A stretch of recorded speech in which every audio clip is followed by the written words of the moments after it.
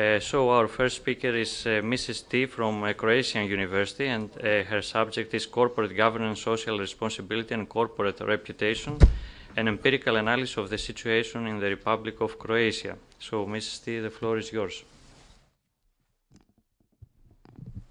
Well, good afternoon to you all. It's not Mrs. T, it's Thea, anyway. Yes, I'm coming from Croatia, University of Pula, Department of Economics and Tourism, and I will give you a short presentation on the corporate governance, social responsibility and corporate reputation. Can you see? Yeah? With a specific emphasis on the Republic of Croatia. Well, first of all, I will give a sort of short introduction. Then the second part of my presentation will be focusing on empirical analysis. The first part, corporate governance, and the second one will focus on social responsibility and corporate reputation. And at the end, I will give you some final remarks. Well, today we are focusing different challenges, among which I will pinpoint out some of the most important. This is population growth. The majority of the population growth will occur and is occurring in developing and undeveloped countries. More people, greater emission of greenhouse gases, and of course this will influence on the global, will have influence on the global climate change, which will be felt in developed countries, because they are very vulnerable. Of course, they don't have sufficient income to adapt to these global climate changes. So we have to change something. One side, of course, is on the private business and on private companies, which could definitely contribute to the achievement of a better development of the world through social responsibility or through responsible business behavior, which means basically reaching economic growth, ecological balance, and social progress. There are different benefits, indirect benefits and external social benefits through this kind of business, social responsible business operations. For example, definitely they gain profit from the business, and there are many indirect benefits as well as financial, through brand positioning, client loyalty, employee motivation and satisfaction, and different external social benefits as, for example, reduced pollution, employment generation, knowledge transfer, and so on. So basically, I have to say within the time limits of 15-20 minutes, and I will just go shortly through the empirical analysis. I conducted a survey together with my colleague from the University of Pula in the Republic of Croatia. And the aim of the survey was to enlighten the current state of CSR, corporate social responsibility, as one of the aspects of corporate governance in the Republic of Croatia. And the second one was we wanted to know the managers, to see the managers' perception regarding the importance of CSR in building better reputation. So the sample, we were covering basically limited liability corporation, joint stock companies in the Republic of Croatia. The list was provided by Croatian Chamber of Commerce, and we selected randomly 100 companies, bearing in mind that there should be an equal distribution of companies in small, medium-sized and big companies. We created a questionnaire and sent it to chief executive officers or members of the board and responsible managers, and to make it easier to fill the questionnaire, we decided to put it on the web, so it was quite easier for managers to respond and to get higher response rate as well. The questionnaire consisted of 4 parts. The first part was general information on corporation and respondents, then the corporate governance. The third part was focusing more on ethics and corporate social responsibility. And the fourth one was focusing on corporate communication and reputation. The response rate was 30%, so 30 companies did reply, did get back to us with their responses. We are very happy with the response rate because, for example, 2 years ago when the Croatian Chamber of Commerce and the Croatian Business Council for Sustainable Development was conducting a survey in order to create a sustainability index. They got only 39 responses out of 1,000 companies. So the questionnaire was sent to 1,000 corporations and they got back only 39. So we are really happy to have this response rate. Well, now I will present some results. Now something general information on respondents and on companies. 75% of the respondents were male, 25% female. Average respondents years 36 to 40, and average number of years and managerial position was 11. Respondents' educational level, the majority of them has attained a bachelor degree, so 85.5%. There are some of them who have a master degree, the scientific master degree in Croatia, or some of them have also the MBA, very little percentage of 3.7%. The majority of the respondents were senior executives or board members. The companies we got the response from were small, medium-sized and big, as I already said, but the distribution of small companies was 15.4%, medium-sized 38.5%, and the majority of them were big companies. We were keen to know whether the corporate governance system is based on one-tier system or two-tier system. So the majority of the companies have two-tier system board, 61.5%. We also wanted to know whether they issue their shares on the Zagreb Stock Exchange, so 52.2% are listed on the Zagreb Stock Exchange, while others are not. So we wanted to know which are the extremely important impacts of different elements on the company. First of all is customer satisfaction, according to the answers, the manager's answers. So the second one is gaining profits. On the third place, employee satisfaction, and on the fourth place, community benefits. So these are extremely important elements having impact on the company. We wanted to know whether they recognize corporate governance and in which processes the corporate governance is recognized. The majority of managers do recognize corporate governance in the strategic planning, 68.2%, or financial reporting and controlling. We wanted to know whether they have accepted the Code of Corporate Governance. So 45.5% have accepted Code of Corporate Governance, 40.9% haven't accepted this code, and 13% do not know. It is okay, well, they might have accepted Code of Corporate Governance, but the question is whether they do apply it in the ordinary business practice. So from those 45.5% which have accepted the Code of Corporate Governance, 47.6% of managers do think that they really apply it in their business practice, while 33.3% think that they do not apply it. Whether this Code of Corporate Governance does provide clear indications to the company, 50% of them do think that it does provide clear indications, while others think that it doesn't provide clear indications to the company, or some of them even do not know. We wanted to know also whether they have issued a formal corporate governance policy. So more than 50% have not issued this kind of a policy, and others, 25% yes, and 24% do not know. So majority of them hasn't issued this kind of a policy.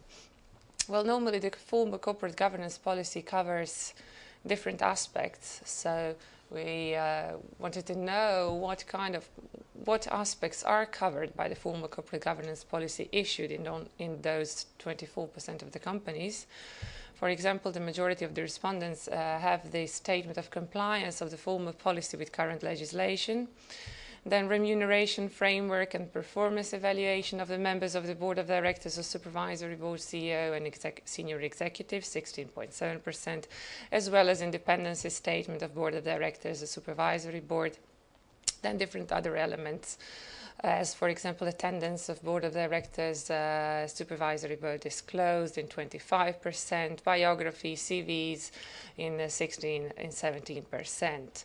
Other mandates of board of directors and supervisory board disclosed in only 8.3%, or 25% doesn't know the aspects of the formal corporate governance policy.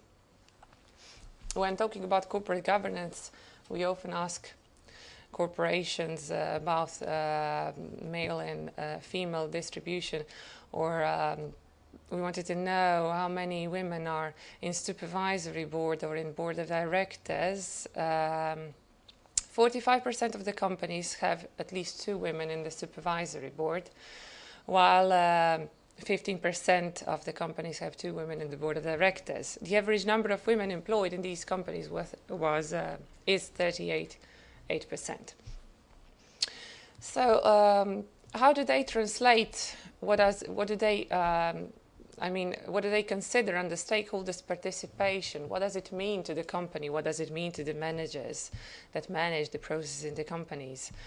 So the majority of the managers do think or do see stakeholders' participation as identification and understanding of different stakeholders, their engagement possibilities, their expectations. Or, for example, way of understanding, learning and improving the organization was listed in 42.1% of the answers. Or identification, development and implementation of appropriate strategy plans and way of stakeholders' engagement. We wanted to know whether they cooperate with different stakeholders, and who do they cooperate often, who do they cooperate rarely or even sometimes or never. So basically they do often cooperate or always cooperate with shareholders or owners, with employees and trade unions, with customers, with suppliers, with investors, financial institutions, different business organizations or professional organizations, as well as the media and the regional and local community. So they do always cooperate with these stakeholders. What does it mean to behave responsibly, to conduct the business responsibly to the manager? It's definitely, they link this with environmental protection, with fight against corruption and human rights protection. Some of them, they see this as a way of thinking, like managing risks, taking care of the local community, and so on. Very closely linked to this question is another one, managers' perception regarding the social responsibility of the company. So how do they see it?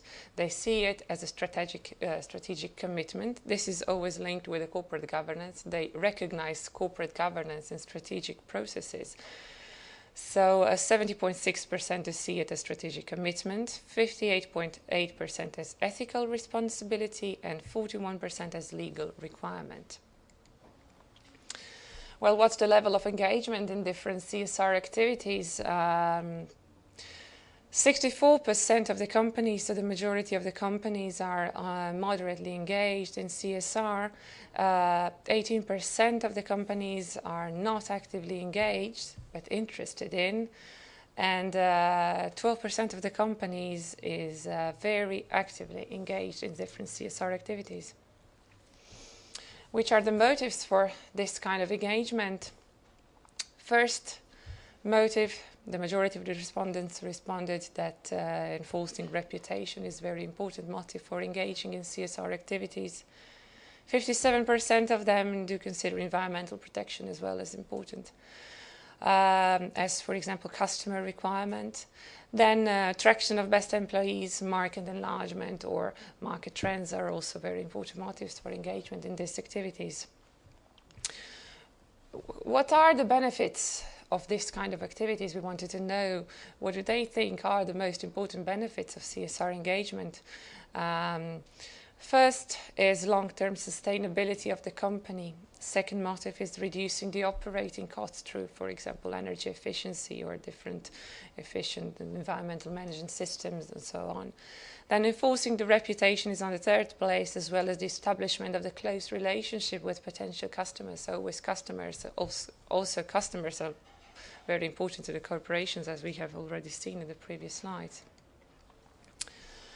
Whether they take into consideration CSR when developing their business strategy, 37.5% of the corporations do take this fully in consideration, moderately 60%, so the majority of the respondents only moderately consider CSR when developing their business strategies. Whether CSR activities should be integrated or should not be integrated, the majority of the respondents do think that these kind of activities should be integrated into the main business strategy. Well, we wanted to know also whether there is a person in charge for CSR. Majority of the companies does not have a person in charge for the CSR, and 26.7% do have it, and these persons are members of the board or senior managers. Well, something in general, whether the Republic of Croatia strongly encourages the CSR, we wanted to know what do they think. 50-50. 50% think that the Republic of Croatia does encourage through different initiatives, but not much, while the others do think that the Republic of Croatia does not have any sense for this special business requirements, special business activities, sensitive business activities. Well, and we will close my presentation with some final remarks. Well, CSR in the Republic of Croatia has still not been recognized as a critical element for gaining excellence. Less than 50% of the companies have accepted Code of Corporate Governance, and from this percentage, only 47.6% of them do really apply it in their ordinary business practice. Only 24% of the companies have issued a formal corporate governance policy. The majority of the companies are only moderately engaged in CSR activities, and the top motive for this engagement is reputation building. Managers link CSR with environmental protection, with human rights, with fight against corruption, and they perceive CSR as strategic commitment, ethical and economic responsibility. The government of the Republic of Croatia has to adapt to the global challenges and has to put CSR at the core of the political and economic agenda, because CSR can be seen as an opportunity to resolve real problems and as a way of recognizing personal and ethical values, as well as a way of developing different partnerships, as well as a milestone for cooperation to become inclusive businesses and contribute to the sustainable economic development. So I do thank you for your attention. Thank you, Mr. Tea. It was a very interesting presentation focusing on the benefits of CSR engagement and the hurdles engaged in the whole process. I would make just two very brief comments. The first one is a methodological comment. It would be even much more fruitful to see what is the performance between the different sectors of the economy, oil industry, food industry, so on and so forth. And my second element is to see how this corporate structure or corporate governance issues can be embedded in the decision-making system. So to see actually not them on the level of principles or guidelines, but at the level, let's say, of concrete and specific guidelines for application. So how they can be embedded really in the decision-making system, because you mentioned, for example, in your survey that they cannot be fully integrated into business strategy. So that's very brief, two brief comments for your very interesting paper. Let's proceed with Mr. Tsaikin from Agricultural University of Plovdiv. And his subject is the analysis of apple production of EU Balkan states based on PC time series database. Mr. Tsaikin, the floor is yours.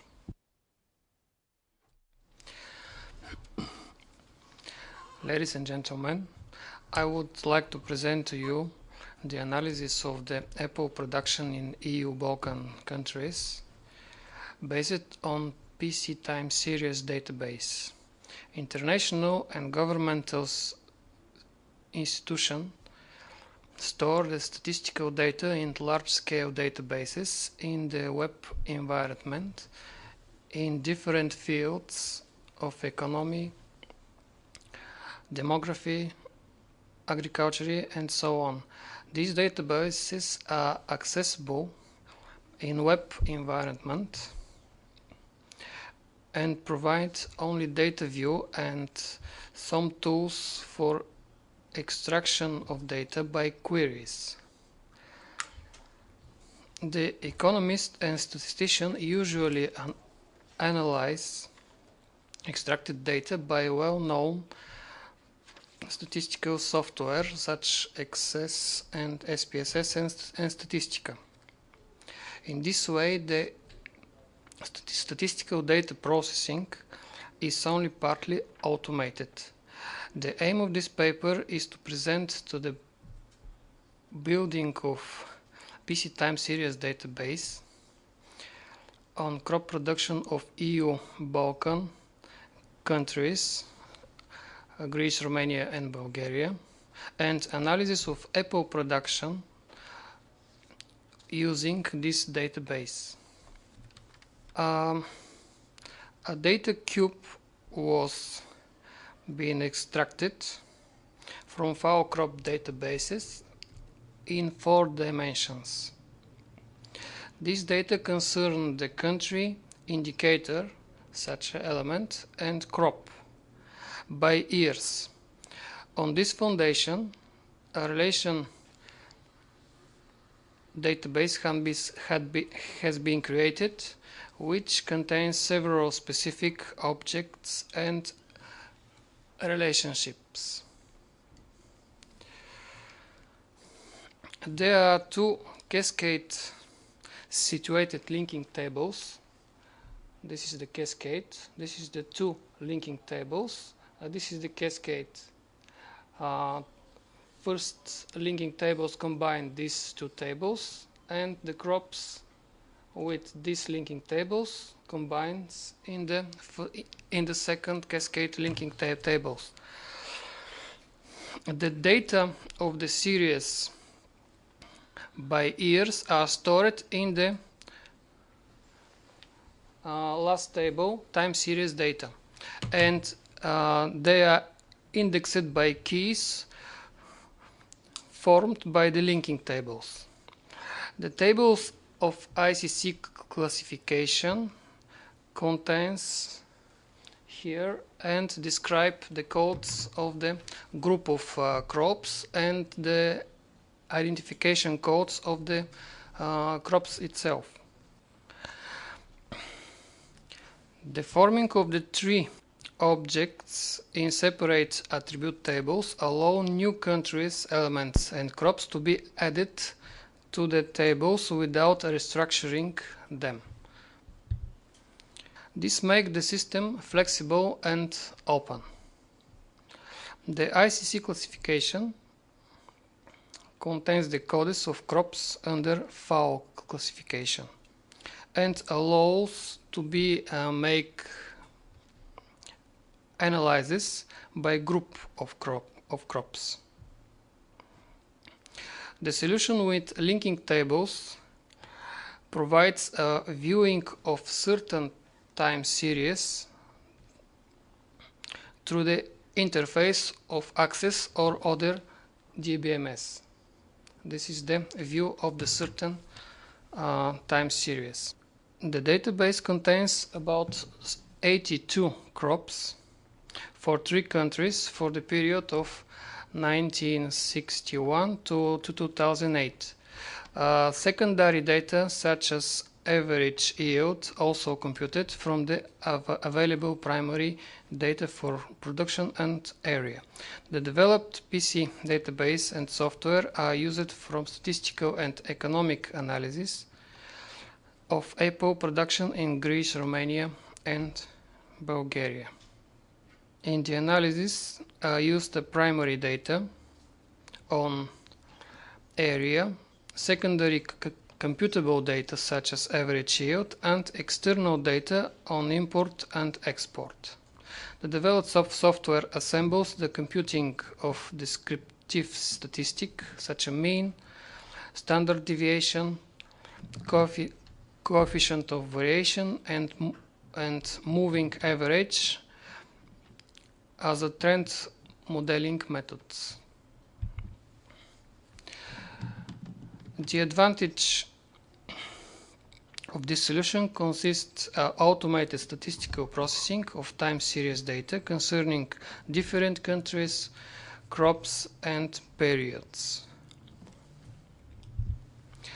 On this slide presents the apple production in comparison with the total fruit production, and in particular in the group of palm and stones fruits. In Bulgaria, apple takes the first place in this group with 23%. Greece, with its share of 20%, the apple takes the second place after the peaches and nectarines group in the group of palm and stones group fruits. Romania declining from 60% to 40% in this group, and apple takes second place after the plums. Regarding the internal consumption, Bulgaria meets less than half of its needs. Romania nearly meets the consumption, and Greece even exports 13% of its apple production. Romania is the biggest importer with half of the total import of the three countries, and Greece is the biggest exporter with 86% of the total export. Regarding geographic distribution, Bulgaria is a leader with 44% until 1975, when Romania ranks first. In the 90s, the production collapsed. Greece a stable share, which has grown since 1993. Romania, its share has increased at the expense of Bulgaria. At the end of period, it is nearly 230.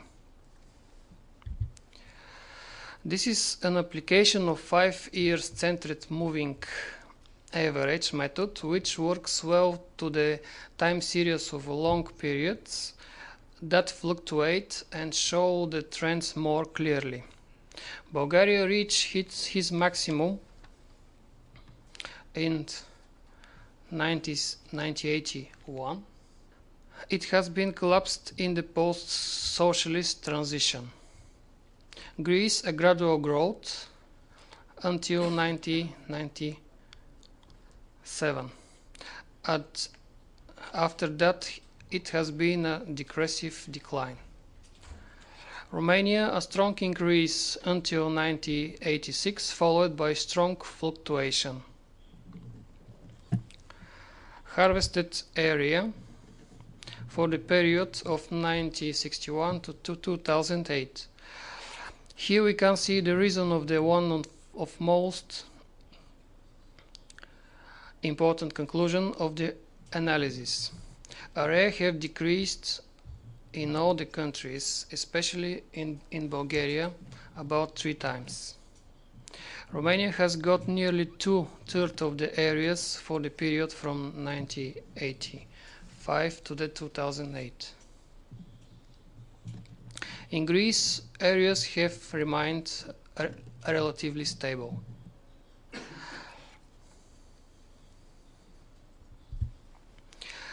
This slide shows us calculated average yield by years. Greece has reached the productiveness of Bulgaria at the 70s, and its growth has continued with the peak of the 1996. Bulgaria and a collapse and decrease after the beginning of the 90s. Greece and Romania also marked a growth over the last 5 years. Greece is a leader, surpassing twice Romania and 4 times Bulgaria. The relatively gradual growth of the yield and the reduction of the areas show us that Greece has established an effective technology of apple production. The next slide reveals some descriptive statistical characteristics concerning the average yield for the 1985 to 2008. The standard deviation describes the fluctuation of the data and represents the keeping of the production technology and the influence of the other disturbing factors. Generally speaking, the coefficient of variation reveals us the stability of the Greek production. The coefficient of variation is very low, and the Bulgaria's 56% are indicators for big changes in Bulgaria in this period for different reasons. Generally speaking, the areas with the apples decreased in all 3 countries. Bulgaria has the most, Greece has the most favorable characteristic for apple production: high and sustainable yields and surplus of production, which leads to the net export. Romania is successfully pushing to supply its own market. The production rises due to better productivity.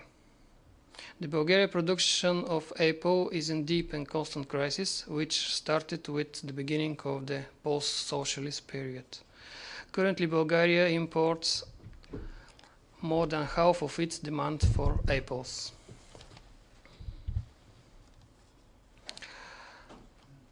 We could make the following conclusions.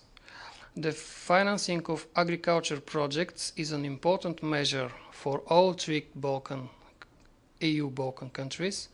It is in accordance with the economic crisis and unemployment in the agriculture sector.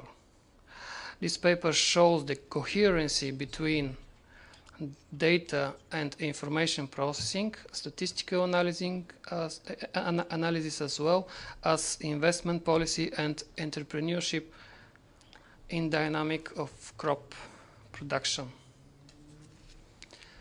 Thank you for your attention. Thank you, Mr. Chaikin. It was a very interesting, useful presentation based on processing time series data about apple production. I have also 2 brief comments to make. First one is to see how European Union subsidies will have an impact on the crops, on agricultural crops, and of course if after 2013 where we will have, they will reach an end, European Union subsidies, if there will be also the same trend in this agricultural sector. And my second comment is to see more precisely the productivity rate vis-à-vis a capital intensity application of methods in this agricultural sector, and of course the synergies between apple production and manufacturing, processing, I mean a more value-added activity in the agricultural sector, combined with this apple production. So to see exactly if there is a competitiveness sector, if there is enough competition through export based on capital intensification in this agricultural activity. So I will stop here. Thank you again for your presentation, and I will call Mr. Kotskios for the next presentation. His subject is regulatory barriers to entry in industrial sectors. The title of my presentation is Regulatory Barriers to Entry in Industrial Sectors. My name is Panagiotis Kotskios and I'm a PhD student here in Macedonia University. Firstly, I will make a short introduction about the reason of the current research. Then I will define barriers to entry, then define legal barriers to entry, then talk about the sources of legal barriers to entry, and then I'll make an evaluation of legal barriers to entry, and draw some conclusions in the end. Starting firstly with the reasons for the current research. Current presentation is part of my PhD thesis that concerns barriers to entry, and I will make a short connection with the Greek economy in order to point out why I think it is important. As you probably all know, Greece is in a difficult situation because of its large debt and deficit, which of course is not a new phenomenon, but has been large for decades. There has been a temporary solution, lending from IMF in an interest rate lower than the market interest rate. However, the effectiveness of this solution is still in question, and the results remain to be seen. According to my opinion, this is like providing a painkiller for a chronic disease. It only relieves the pain, it doesn't cure the illness. If the illness is the debt, the cure can come from efficient control of government expenses on the one hand, and from investments in growth on the other. And how can we achieve growth? Growth can be achieved through industrialization. Greece is mainly a service economy, and industrial production is a small only fraction of the total economy. As a result, the country relies heavily in imports in order to cover the demand for most industrial products. The country's trade balance has been negative for decades. Economic growth for the country can be achieved by taking advantage of its rich natural resources, energy resources, strategic position in terms of access to European, Balkan, Asian, Middle East and African markets, international cooperations and high-skilled labor force, in order to create the industrial production needed to cover the needs of the domestic market, firstly, and then by expanding in neighboring markets. Industrial production can increase state revenues, increase exports, improve the trade balance, decrease unemployment, and gradually heal the debt and deficit problems. New industrial production connects with the entry of new foreign or domestic competitors in industrial sectors. The goal of my research is to identify and evaluate possible barriers to the entry of new competitors. The current presentation concerns one of the most important barriers examined, regulatory barriers to entry. The entry of new competitors relates with the appearance of a new producer in a market and can take many forms, such as foreign direct investment, trade license, joint ventures, strategic alliances, acquisitions, direct export, or greenfield investments in new facilities. The entry of new competitors operates as a balancing force against high levels of industrial concentration and the abuse of dominant position by firms with large market shares. Entry also increases supply, lowers prices, intensifies innovation, and brings equilibrium to markets that don't operate in a socially desirable manner. The ease of entry is adjusted according to the number and height of barriers to entry. There have been many definitions of barriers to entry. The one I've adopted is the following. A barrier to entry is anything that restricts competition in a sector when competition would be socially beneficial. In regard to the categorization of barriers to entry, this can be separated quite well in two categories, in structural and strategic barriers to entry. Structural barriers arise from the exogenous demand and cost conditions and technology conditions that are faced by all firms, new or incumbent, while strategic barriers are affected by the actions and strategies of incumbent firms. Examples of structural barriers are economies of scale, sunk costs and product differentiation, while examples of strategic barriers are limit pricing and investments in capacity. Now, to define regulatory barriers to entry, they include laws and regulations as well as the state industrial policy. The difference between legal restrictions and economic policies lies mainly on their time durations. Laws usually have a long time duration, while economic policies can be adjusted relatively quickly according to the general economic environment. Regulatory barriers belong to the category of structural barriers to entry, but they could as well be treated as strategic barriers if incumbent firms played a role in their height. Some firms raise the power and influence to affect the number and height of legal barriers to entry. Looking now at the sources of legal barriers to entry. 13 in total. I'll give a short description of each one. Starting with natural monopolies, monopoly rights and licenses. In many cases, governments grant monopoly rights through legislation. These firms acquire exclusive rights in the supply of products or services for a limited or unlimited period of time. This situation is met more frequently in industries known as natural monopolies. A natural monopoly exists when the attainment of the minimum and efficient scale of production is achieved only if the entire production of the industry is concentrated in the hands of a single firm. In other cases, governments intervene legally in sectors through the issuing of licenses. The entry of new competitors is allowed only if you buy a license or if the government increases the number of licenses available. Tariffs, the most usual protective barrier, imposed by a state in the import of products of foreign origin. It consists in the collection by the border authorities of a percentage of the value of the imported quantity of products. The height of the tariff differs from product to product, depending on the degree of protection that the government wants to offer in the domestic industry. Quotas are limitations imposed by a state in the imported quantities of a product. The most usual way of imposing quotas is the obligation of the importer to receive a special permit by the government. Quotas can also be imposed in exports. Sometimes they are used as a means of political pressure, with embargoes being the most characteristic example of this kind. Subsidies can also affect market structure and entry, can take many forms, such as the payment of sums in the form of donations, loans or shares, the elimination of debts, the granting of credit in the payment of taxes, and the granting of energy, water or telecommunication services in prices lower than normal market prices. Taxes can also affect entry. The height of taxes like income tax, property tax, profit tax, value-added tax.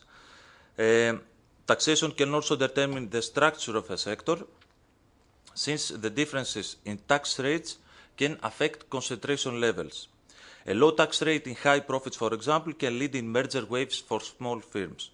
Very important are also the issues of double taxation and special consumption taxes. Loans can also, government intervention can play a role in the process of a loan's approval, in the size of the loan, as well as in the height of the paying of interest and time duration. In other cases, the role of governments is limited in providing the guarantees for the loan.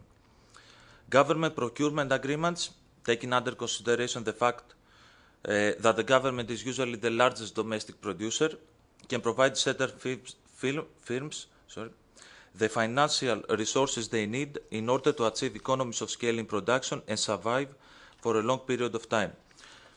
Intellectual property rights, administered by governments in the creators of new ideas in order to protect them from imitation and competition for some years. The three most important types of protection for intellectual property are patents, copyrights, and trademarks. The three types of protection differ in their content and also in their valid time period. Another source of legal barriers, sanitary and phytosanitary protection measures and measures for the environment. These terms refer to every measure that is imposed by the law of a state in relation to the attributes of a product, but also concerning the condition of its production, storage, transport, maintenance, and consumption. These measures also include measures for the protection of air and water from industrial facilities, as well as measures for employee safety. Technical barriers include technical regulations that determine the characteristics of a product or the process of its production, but also include technical specifications published by recognized certification organizations. The difference between the two is that the first technical regulations are binding, while the second are not. Registration, certification, licensing, and social security procedures The number, the duration, and the cost of these procedures can affect the ease and the cost of a new firm entry and also affect market structure. Research carried out by Jankov found the cost of these procedures to differ from country to country, with the most procedures and being met in developing countries. Price fixing can also happens in cases where government determines the minimum or maximum prices of products or services. And finally, dumping refers to the deliberate export of products in a foreign market in a price lower than the one in effect in the domestic market. Now, wanting to examine if legal barriers are socially desirable or not, I'm going to outline firstly the arguments for in favor of legal barriers and then the arguments against.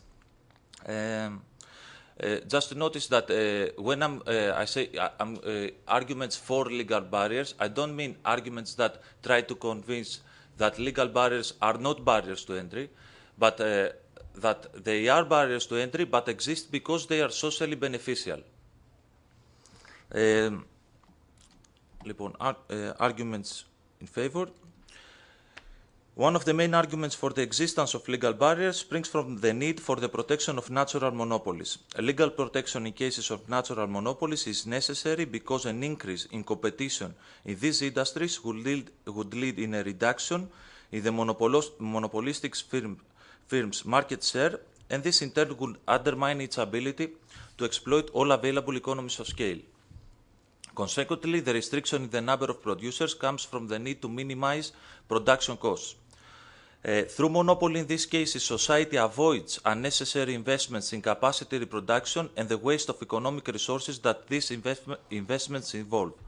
The protection of natural monopolies from the governments can also protect the positive externalities that these create for other related companies and for consumers in general. Take water or electricity supply, for example.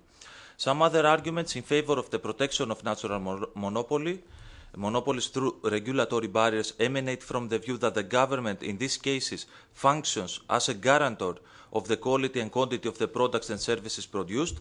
This argument is based on the expectation that the mechanisms of political direction and responsibility are more suitable to control a market than private individuals. Government intervention can protect consumers' interests even if a natural monopoly is transferred in private ownership through the issuance of monopoly rights. Through the terms of the contract, especially in regard to prices and quality, as well as through the regulation of the terms of supply, governments can again function as effective market regulators. If a government doesn't take any precautionary measures while opening up these industries, the result may be socially harmful. An industry can be monopolized by a private company who may abuse its market power and raise prices in very high levels. But even if these markets do not lead in private monopolies, but in a large number of competitors, then a situation named excessive competition may appear. Excessive competition is a situation characterized by excessive capacity, increased production costs, reduction of total demand, reduction of investments, and exit of many firms from the industry. The legal protection of natural monopolies can also guarantee the service of markets that would not be efficient to be served by the private sector, for example, consumers in frontier areas, and also ensures that these monopolistic companies will gather the financial resources they need in order to achieve technological change and innovation through R&D. Some other arguments in favor of the application of legal barriers to entry rise from the need to protect the domestic economy, firstly, and state revenues. Next. Legal barriers as tariffs, monopoly rights, and monopoly rights can offer precious income for a state. In many cases, these revenues are transferred in other industrial sectors. Moreover, legal barriers as duties, quotas, taxes, subsidies, laws, procurement policies, and price fixing can be used for the support of the domestic production. This restriction of competition in an industry can help domestic producers to increase their sales and gain the capital they need in order to survive in the long run. These policies are mainly used for infant industries, meaning those that are still in their initial phase of development. Important is also the argument that connects legal protection with the increase in domestic employment. More advanced arguments are those that support government intervention for the avoidance of dependence on foreign economies and their economic precisions, as well as those that relate with national security issues. Moreover, legal barriers may also rise due to the influence of pressure groups such as trade unions and consumer associations, which also sometimes besiege political power in order to protect their own interests. Also, arguments for the existence of legal barriers to entry come from the need to protect the health, safety, and safety of the population, but also from the need to protect intellectual property. The marking of products, along with strict safety regulations, can increase total active demand because of the alleviation of consumers' concern about quality. And this is the main difference between technical barriers and other traditional barriers as tariffs and quotas. Technical barriers can strengthen demand. Legal barriers that intellectual property are also considered useful. They protect the creative efforts needed to produce innovations. And trademarks give the motive for a company to be differentiated in terms of price and quality from other products. Now going to the arguments against legal barriers to entry. Some authors claim that these are the only barriers that exist because they come from government action and then cannot be overcome by new firms, just like Parker and Stead. Main argument for this opinion lies on the influence of economic cycles in politicians. In modern economics, this started from Stigler. He claimed that the government possesses a natural monopoly in the exercise of legal power. And this monopoly companies seek to influence for their own interest. This situation has been named regulatory capture, which means that companies influence the decisions and laws and policies of politicians in their favor and not in favor of society as a whole. Rent seeking, it's a term. It's a term which almost has the same meaning. It means the creation of monopolistic profits through affecting of government policies. There is also the argument that the cost of controlling a market is high, and it also can create time delays in the entry of new companies. Tariff quotas and subsidies decrease the competitiveness of imported products. Dumping has known negative consequences. And also procurement policies if they are opaque and discriminatory against some firms. Taxes can also affect market structure, as well as technical barriers. Last line of arguments concerns intellectual property rights. There is the case of a monopoly being transferred from a product to the whole sector. There is that sense. There is a burst in patents for living organisms and plants. Many criticisms on that.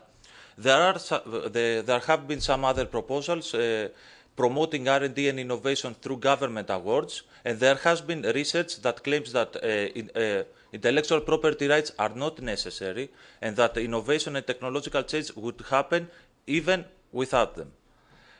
Drawing some conclusions, legal barriers, the most difficult barriers to entry, as they spring from government action and have the power of the law for their application. Legal barriers can also completely block, delay, or undermine in terms of cost the entry of new competitors in industrial sectors.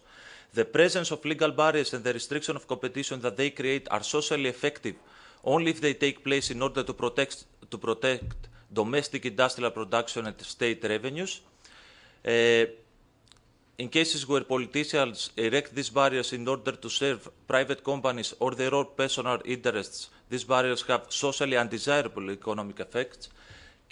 And in order to correctly assess the importance and usefulness of each regulatory barrier to entry, it is always necessary, firstly, to assess the motives behind its application and its long-term effects in competition.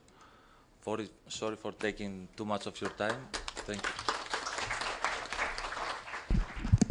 Thank you, Mr. Kotsios. It was an insightful theoretical overview of structural and strategic barriers. I would say that it is a very interesting also issue in World Bank. There is the so-called Doing Business review, which gives in detail data each year. And secondly, of course, there is the Davos forum, which clearly also takes into consideration all these issues. There is also a second point: if we can promote an export-oriented strategy when we have a very not too strong local economic structure. So there is a whole point between import substitution and export-led strategy and how regulatory barriers are fit in this situation. So let's stop here. Thank you very much for your presentation. And let's proceed with our last speaker, who is Mr. Tambakoudis from University of Macedonia. And the title of his presentation is The Market for Corporate Control in Greece, a critical assessment of the wealth effects to bidding companies' shareholders. Mr. Tambakoudis, the floor is yours. Our paper focuses on a particularly favorable corporate event, that is mergers and acquisitions. Mergers and acquisition is characterized as a market for corporate control. We assess this activity taking into account the wealth effects accruing to bidding companies' shareholders. Some introductory points. Economic globalization forces companies worldwide to adopt new management philosophies, modify their methods and production processes, develop projects internally and externally, make short or long-term strategic alliances, internationalize their activities, and above all, conclude mergers and acquisitions. A major issue that arises with mergers and acquisitions is which criteria should be adopted in order to assess their effectiveness. That's why mergers and acquisitions actually have certain implications not only to shareholders, but to many other stakeholders as well, like the employees, the customers, the creditors, and the competitors. However, taking into account the neoclassic economic theory, the entire company decisions should be aligned with the interests of shareholders.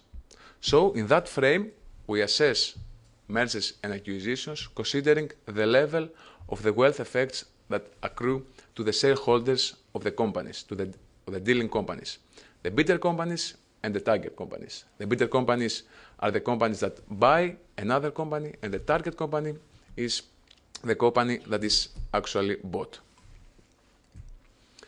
What are the objectives of that presentation and our paper? First of all, we want to assess the activity of mergers and acquisitions in Greece, considering the wealth effects that accrue to the bidder companies' shareholders. How that will take place?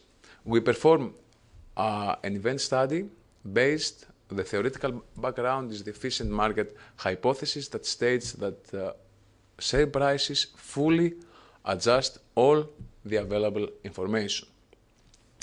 Of course, we collect the results of that activity to other bidding companies in the Western economies in order to comparatively assess the results for the Greek bidder companies.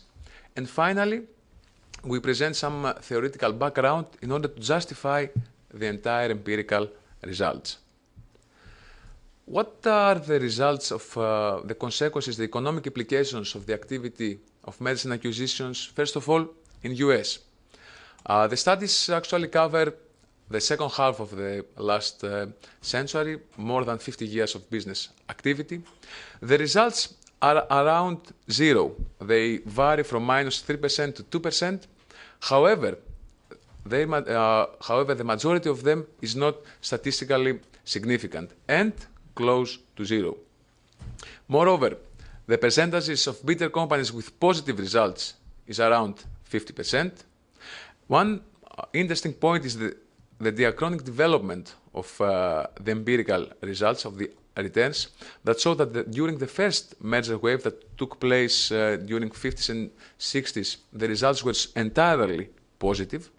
However, after that period, the results became solely negative, and in the end of the examined period, the results are indeed mixed, I mean the last decade. In other countries, first of all, we should mention that there are much less studies to the other countries. The samples are much smaller, and the sample periods are shorter than in US.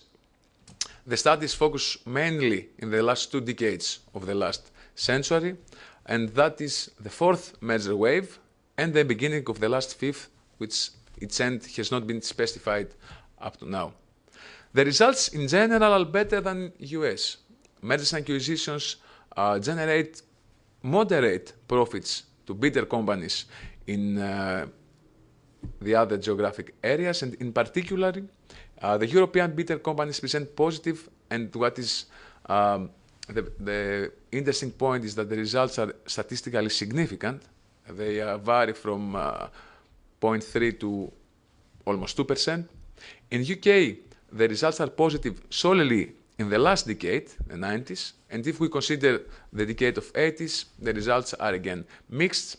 Finally, positive results arise in various countries like France, Japan, Australia, Canada, and Sweden. However, in these countries, sample sizes are indeed very, very limited. What is the architecture of our research? We collect our companies from 2004 and 2005. Initially, sample included 426 cases. The bidders should acquire more than 5% of the target shares in order to be important at transaction. The bidder shares should be listed in the Athens Stock Exchange in order to have available data to examine the returns. And finally, there should have been available data around the merger announcement. It's very important to specify the date that the announcement of merger or acquisition has been. The final sample included 138 cases. How we calculate abnormal returns? We apply an event study, and we use the market-adjusted model. That model mainly has as a benchmark. We need a benchmark, a base, which is the general market index, particularly the Athens Composite Share Price Index. This model is extensively and widely used in the literature, and in order to compare the results for the Greek companies, we perform 8 event windows. Event windows is the period that we examine. Minus 30 to 30, it means 30 days before and 30 days after the merger announcement. So, here are the empirical results. What this table says, the first column is the day. As I said before, minus 30 is 30 days before the announcement day. Announcement day is day 0. Abnormal returns is a difference. If we take the return of a company minus the return of the general market index, so this difference is the abnormal return that is due to the merger announcement. That's what we examine. Cumulative abnormal return is if we add the returns that arise every day. The fourth column is the number of bidders with positive returns out of 138, and the last column is the percentage. So, 25 days before the merger announcement, the returns are close to 0. In fact, they vary from minus 0.4% to plus 0.36%. However, the majority of the returns is negative, and the result is the cumulative abnormal return is 2.03%. The picture changes entirely 5 days before the merger announcement. The abnormal returns become clearly positive, and they peak in the announcement date, where is 0.32%. However, the cumulative abnormal return remain negative. They fall, but they are still negative. And during the announcement date, we have slightly more companies with positive results. The positive picture remains 5 days after the announcement, and the cumulative abnormal return fall to minus 0.89%. The rest 10 days we have more positive than negative returns. The cumulative abnormal returns fall to 0.36%. However, they remain negative for the entire period. And in fact, at the end of the examined general event window, minus 30 plus 30, the cumulative abnormal returns exceed slightly 2%. Another interesting result is that during that period, less than 50% of companies have positive results. Here we plot, this graph shows the daily abnormal returns. As you can see, around the announcement, day zero, announcement day of mergers and acquisitions, we have slightly positive returns. And here is the cumulative abnormal returns, where again, we don't have a very favorable upward trend, it's slightly upward trend, and as you can see, all that results are below zero, so they are entirely negative. We applied, as I said before, 8 event windows. We see that during the short-run event windows, around the announcement of mergers and acquisitions, up to 11 days, the cumulative abnormal returns are positive. However, they are not statistically significant, although they present relatively high t-statistic values. But these values are not high enough in order to characterize the results as statistically significant. Moreover, during these windows, we have many companies with positive results, which indeed is more than 50%. However, in all the other event windows, the long-run event windows, the results are negative. So, what our paper says? First of all, the abnormal returns entirely vary from minus 8 to 10%. However, the majority of them is around zero and is without statistical significance. At best, the activity of mergers and acquisitions produces neutral returns to bidder companies' shareholders. The nationality of bidders seems to be a significantly determining parameter. As we saw before, apart from the US, the results are better. As far as Greek bidder companies are concerned, the results are slightly positive just in short-term event windows around the merger announcement. However, if we consider 3 major factors, first, the level of the returns, the lack of statistical significance, and the existence of negative returns in all the other event windows, so we cannot state an optimistic view about the activity of mergers and acquisitions in Greece.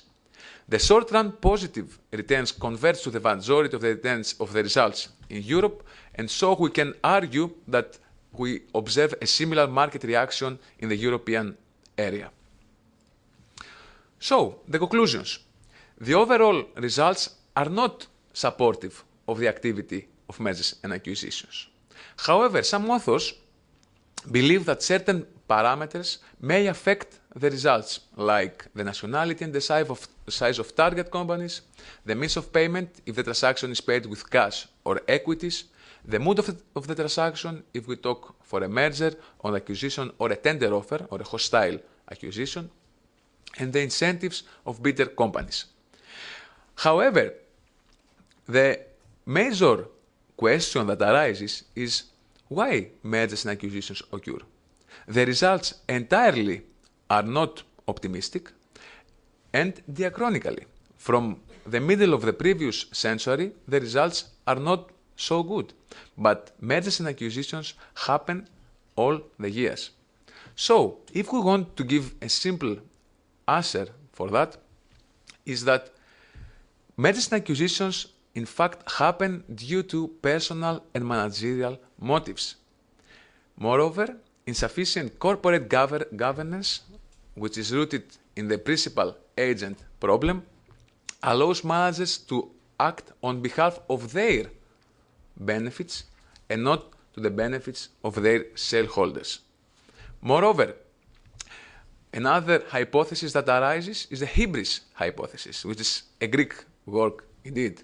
So what hybris hypothesis states that managers are driven by excessive and irrational pride, and they believe that it can run a poorly performed company better. So the final result is that no economic value is added to the shareholders of the bidding companies. Thank you very much. Thank you so much, Mr. Tambakoudis. It was a very useful for me presentation. Your last comment that there is no significant economic value to the company shareholders, it's obvious, of course. There is, a significant impact on the market structure. I'm not sure if there is significant impact on the consumer choices and consumer high disposable income case. So we have just 5 minutes for questions, for a couple of questions. So let me turn to the audience. Yes, please. Please state the person you address the question. Yes. I'm Giorgos Rizopoulos from the University of Picardie in France. It's a question, suggestion for Golia there. Well, you explore the relation, it's very interesting, you explore the relation between corporate governance and social responsibility, corporate social responsibility. And maybe you have studied this. It makes a problem from an analytical point of view. Corporate governance is a system of principles to the interests of the providers of funds, the creditors of the corporate enterprise. Corporate social responsibility includes all the stakeholders. So I think that we have to discuss a little about that. You don't discuss a lot this possible contradiction between the shareholder interest and the stakeholder interest. And maybe your investigation will earn a lot to develop this point, and your findings to try to establish a correlation between this possible incompatibility between the two levels. I don't know if I'm clear about that. More or less, yes. More or less. Well, maybe it's my English. And just a little suggestion to Panagiotis Kotsios. Your presentation was very theoretical one. I imagine that for your PhD dissertation you will make some investigation, some empirical investigation. Just a suggestion for a very specific point. It's true that in the literature we talk about regulatory capture to justify regulation. But you must think that you can have also regulatory capture for deregulation, as we see actually concerning sectors like the education sector or the health sector. So maybe you have to introduce also this possibility in your developments. Sorry, I didn't get the last comment. You said we have a regulatory capture? For the regulation, for the regulation policies also. You mean if you have the regulation policies, maybe you have a regulatory capture behind them? Of course, yes. Okay, okay. That's the main argument, that regulations and economic policies may be affected from companies' interests. Yes, but I said that also deregulation policies may be affected. Of course, yes, yes. That's of course. So you can answer, Mrs. Tea, just 30 seconds because we don't have enough time. Yes, the term corporate social responsibility is always very closely linked to corporate governance or sustainable development, and sometimes they interfere, sometimes they are misunderstood. But nevertheless, I wanted to say that corporate governance is a system of management and monitoring, and basically it is trying to focus on the relationship between the board of directors and stakeholders, but not only shareholders in terms of stakeholders, but also different other stakeholders. Yes, can you please, maybe you have something else to add? Wisniewski-Leifer define very clearly what is corporate governance principles. It's the Wisniewski-Leifer. defines very, very well what is corporate governance principles. Corporate governance principles serve the interests of providers of funds in the corporate. That means shareholders. That's all. Well, I think it should also take into consideration other stakeholders, not only shareholders, due to the trends, yeah. Okay.